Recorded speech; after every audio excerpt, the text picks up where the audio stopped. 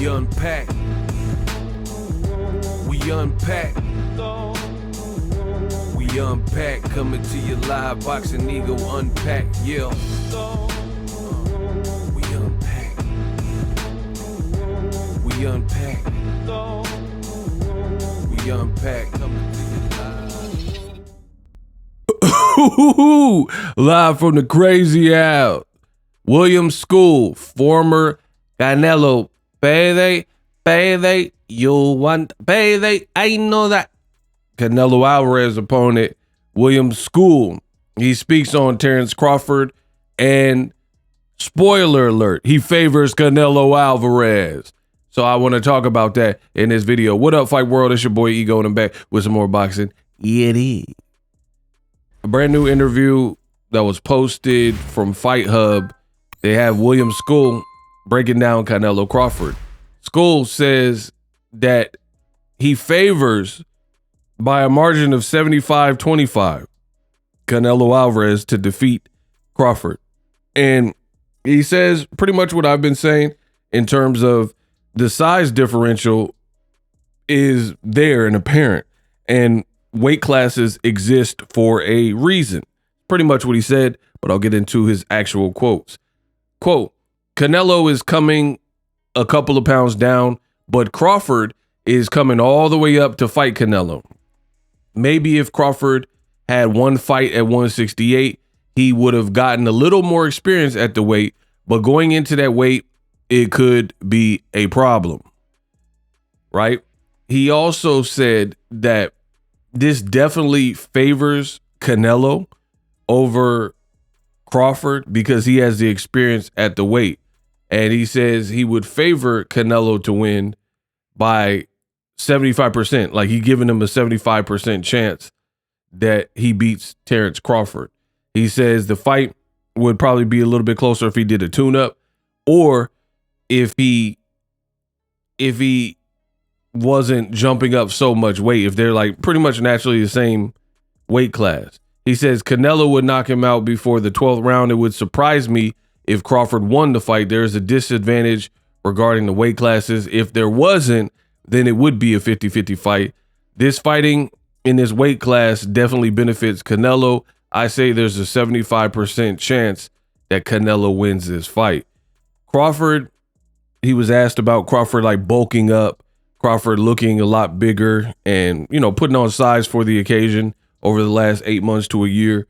And William Scull says, quote, Crawford, even though he looks stronger, he's really coming up in weight a lot. He can go in and out, which benefits Crawford against Canelo, but he advises Crawford.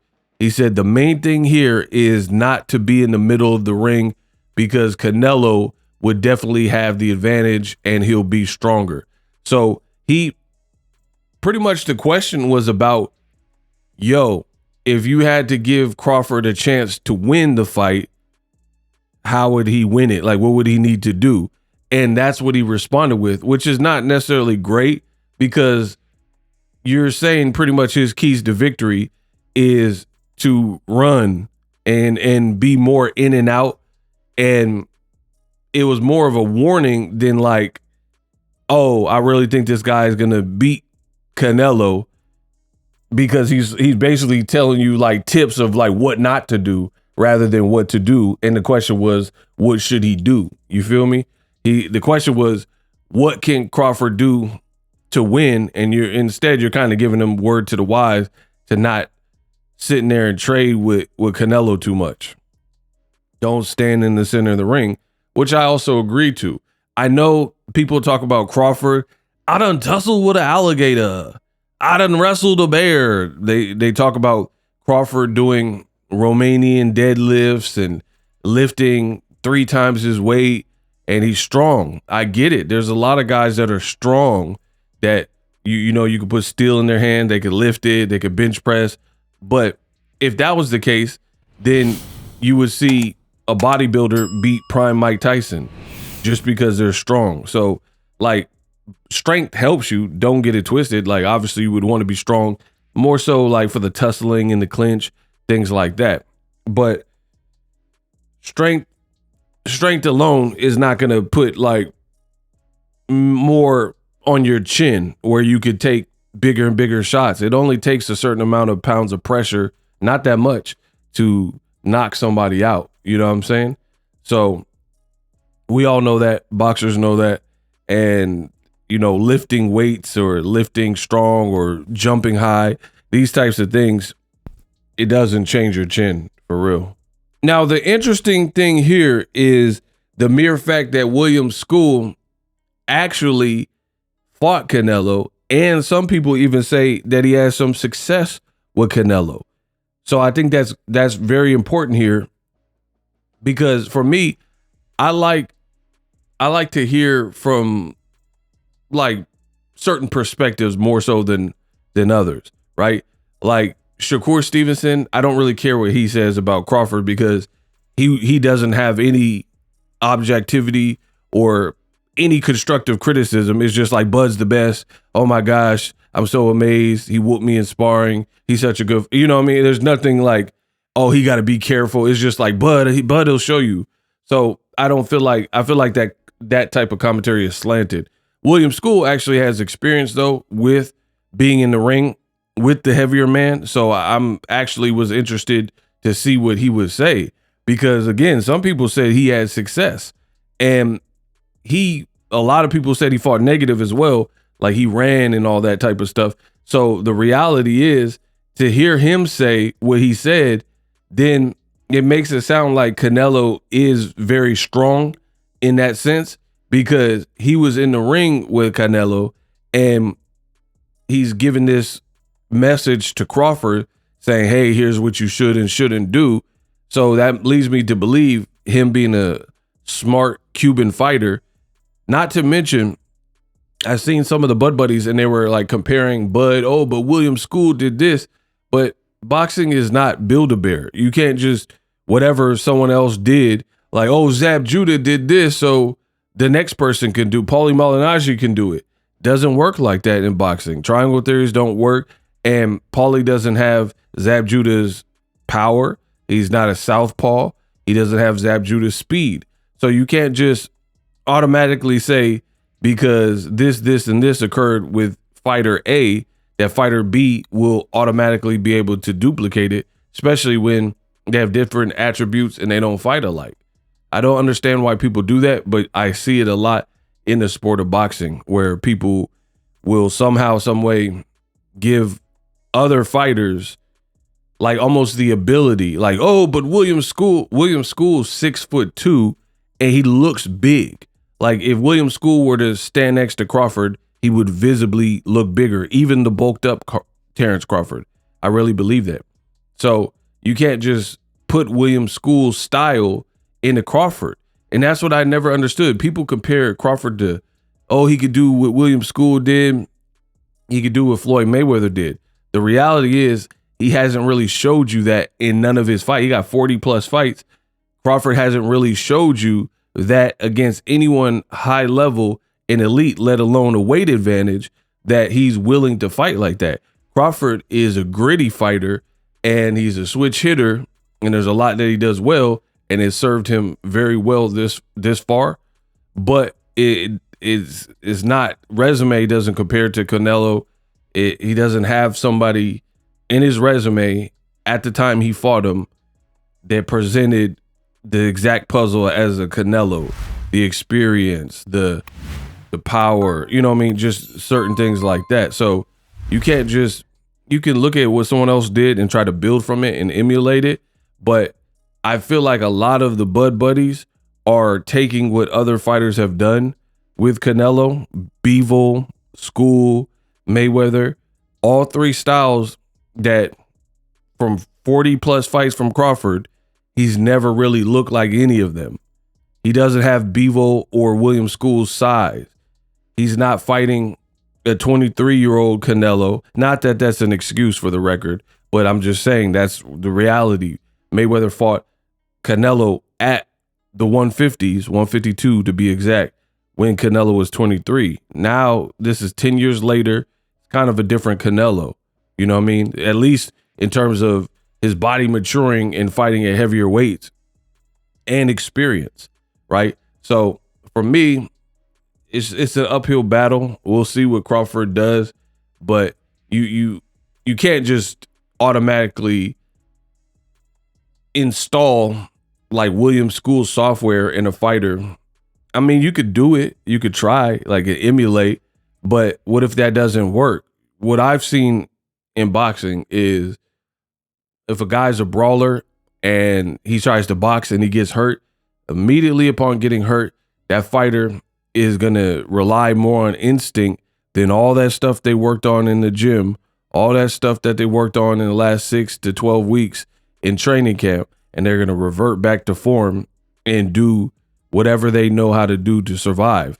That's why it's important in terms of preparation and experience to do what's sustainable, because I had a teacher, an elementary school teacher, who said practice makes permanent, right? And I live my life by that. I believe in that. Practice makes permanent. So the more you do something, the more it's part of who you are. And from what I've seen from Bud is he's a dog, but almost to a fault. It's worked, but to a fault, like meaning he wants to fight fire with fire, which is a great thing to have, but you have to know when to fight fire with fire.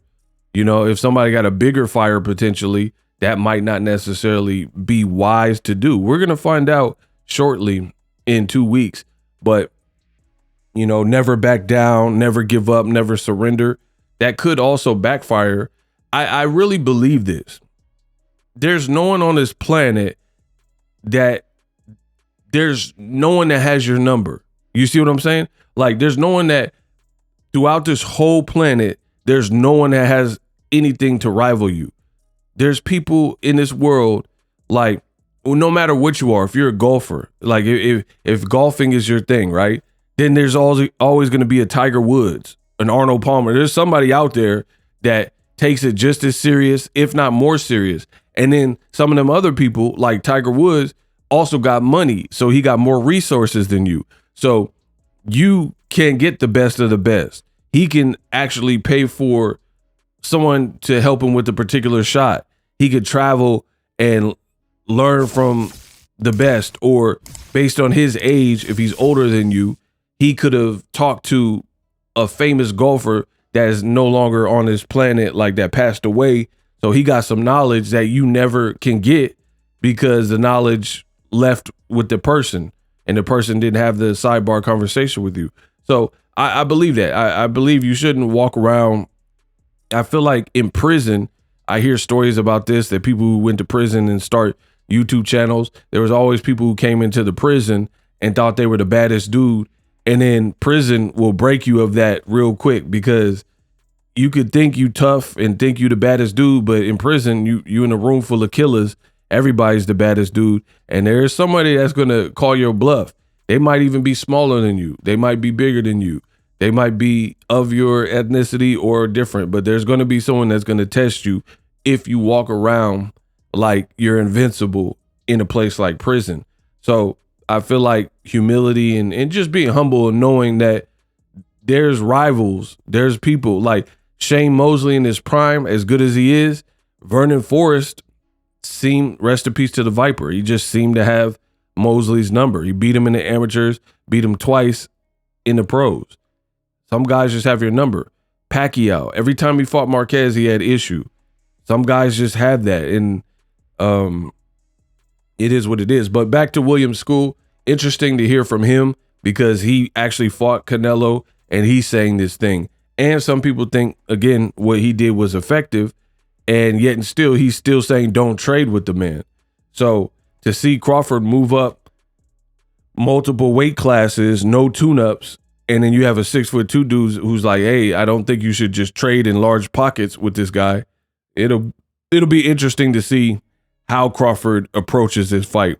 I think that's the number one thing, to see how he approaches it, right? Is he mad aggressive? Do you see him running? Like, I think in this fight, you might see a different side of Crawford than we've ever seen. And it could be bad, right? because you're dealing with weight. I keep telling you guys, weight classes exist for a reason. So if Crawford does not pass this test, I don't want to hear any participation trophies. That's just being real with you. We unpacked. Live streaming can be tough, which is why I use StreamYard. Click the link in the description for StreamYard, which is an awesome tool that enables you to set up your stream with ease of use. Get great results with live streaming. It's what I use. Stream to social media with ease with StreamYard. Live streaming is here to stay. Engage with your audience using StreamYard. Great way to reach out to your audience and connect. So you need a tool that can do that.